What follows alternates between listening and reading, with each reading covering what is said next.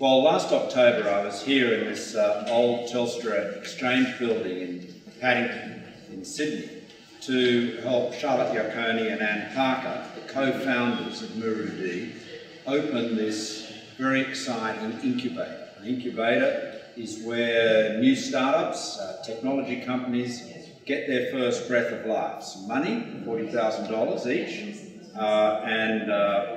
and free lodging, free premises. So, and just tell us what's happened since October. It's been not quite 6 months. It's been a very, very whirlwind process. So after you left the doors on the 21st of October, we actually opened for applications to Muru-D.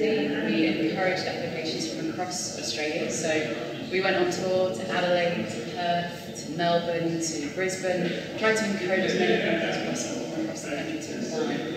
And then over the course of December and January, we took all of those applications, and through a process of lots and lots of interviews and lots of pairs of eyes looking at those applications, we got down to the top 40.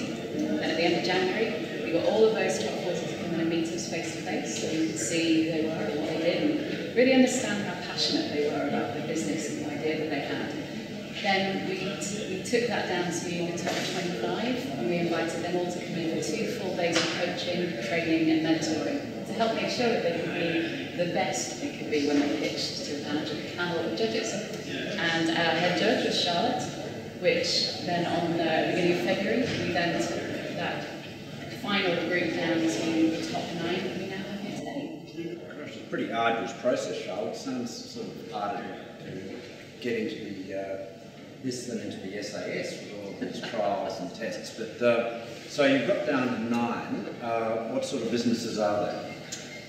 They actually, one of the nice things is there's quite a good bit of diversity in the businesses we selected, not by design, but we really did have a lot larger interests than we could have even hoped for on the front end, and it was across a broad range of different types of solutions and verticals. Remember, the only boundary we placed on applying to the Academy was that it had to be a digital business. And so we saw pretty much everything. What we ended up with is a nice range of different companies. Some are consumer-facing types of applications. Some are focused on various small, medium business solutions, be it performance management reporting, financial reporting. We actually have a few. One is around social gaming and broad venues and social interaction for places like pubs and other. Yeah, I was just talking to you. Yeah.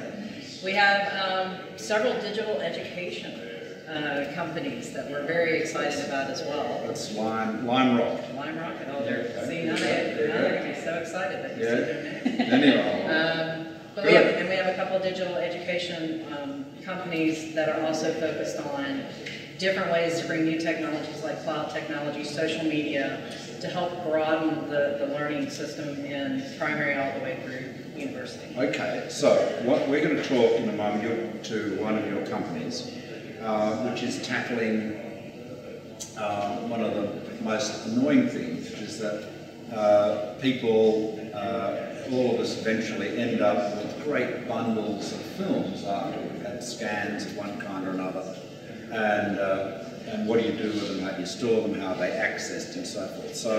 So tell me, Anne, can you introduce these guys to? Of course. So you're about to sort of talk to Rob Strike, who's the CEO of Z Technologies, and he's going to present and demonstrate to you the product of my film bag.